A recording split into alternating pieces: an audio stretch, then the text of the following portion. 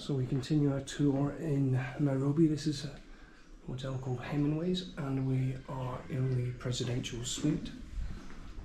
And